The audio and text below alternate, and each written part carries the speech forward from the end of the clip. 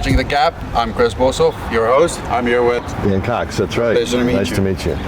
They know about me. Introduce yourself. Who are you? Your background.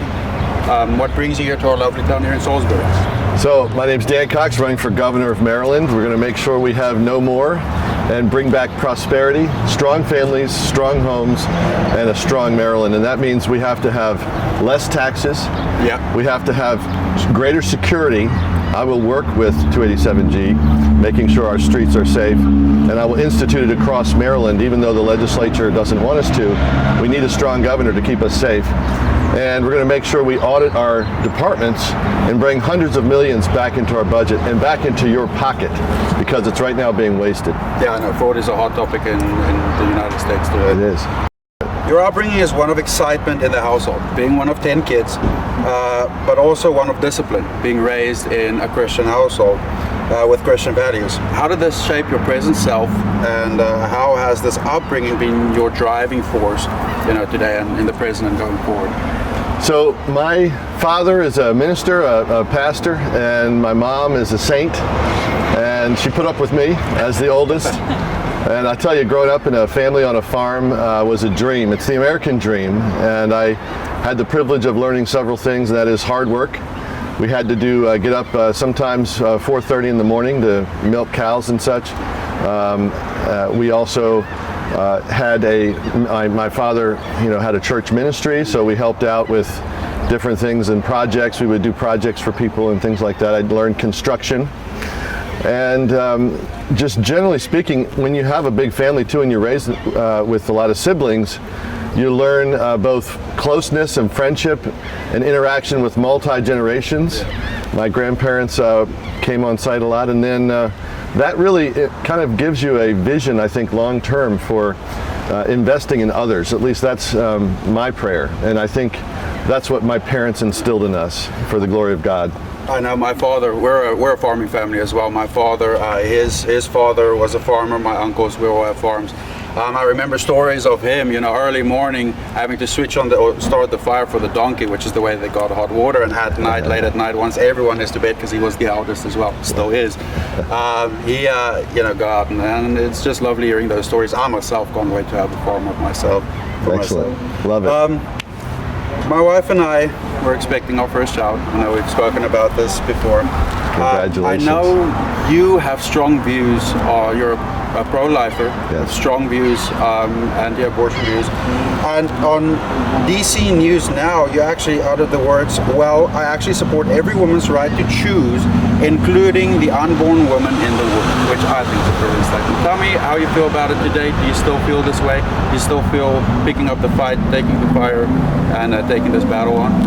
Absolutely. It's a beautiful thing. A child is the future. A child is happiness and joy, and so many times in our society we encourage young people to look down on having children, and it's just not helpful to them, because their own wealth and opportunity and enjoyment comes through the next generation.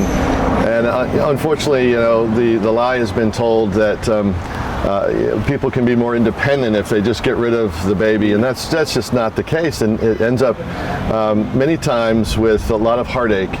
And I think instead, if we focus on a culture of uplifting all of life, including those who have a right to life in the womb, because that's their voice, and we need to speak up for those who can't speak for themselves. So very, very grateful to have that kind of heart focus, and I think it is a very strong heart focus need in Maryland.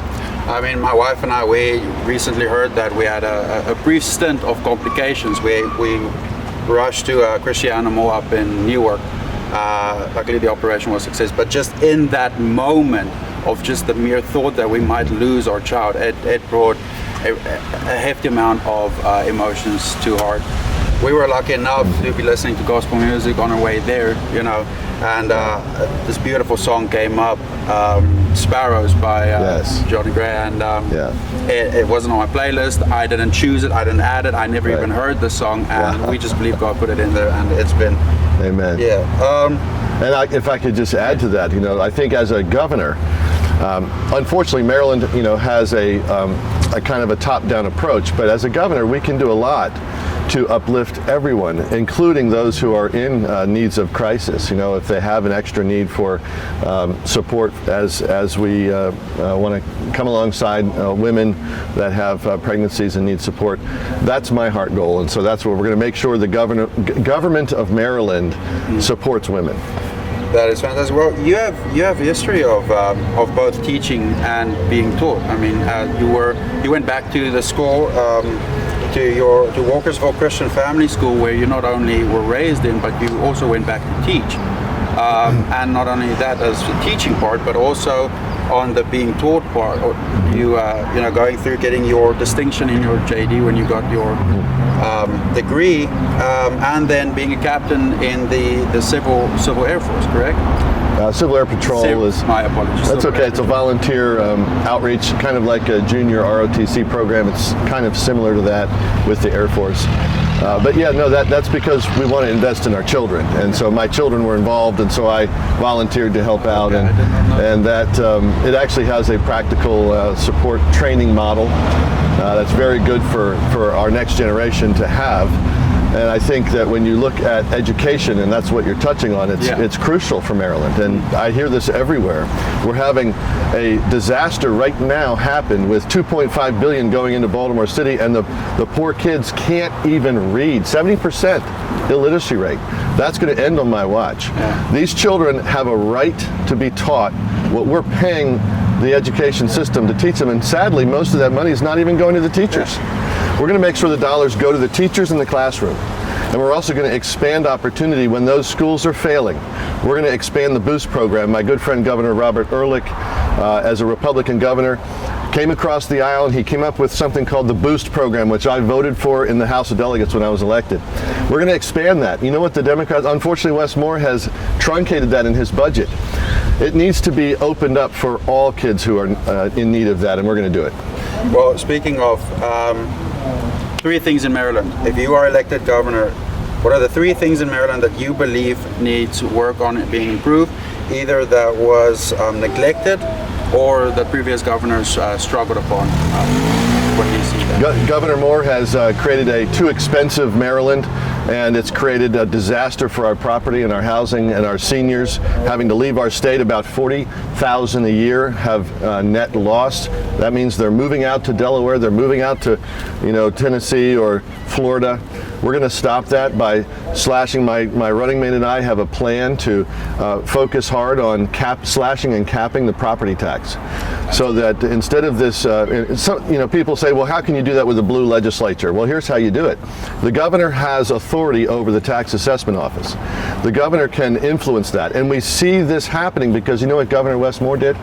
He raised our taxes on property by increasing assessments. So now we have an average 20% increase in property just in the last year and a half. That's going to end on our watch. We're going to order that to be reduced.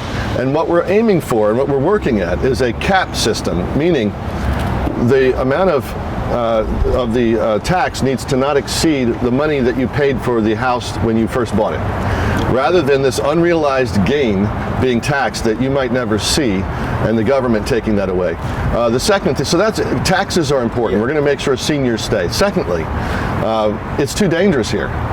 Wes Moore has created a state that has caused people like my client's daughter to be raped, strangled, and murdered because an MS-13 was flown here illegally and then put in public schools next to young ladies, even though they didn't check and find out that he had committed other crimes, was on a wanted list, and he confessed to murdering 3 other women in Venezuela. So this is going to end on my watch. We're going to implement 287G. We're going to work with our sheriffs to make sure we get the violent criminals off the street. Great sheriffs like Mike Lewis, my friend, and other sheriffs across the state. We're going to make sure that Maryland, once again, is safe.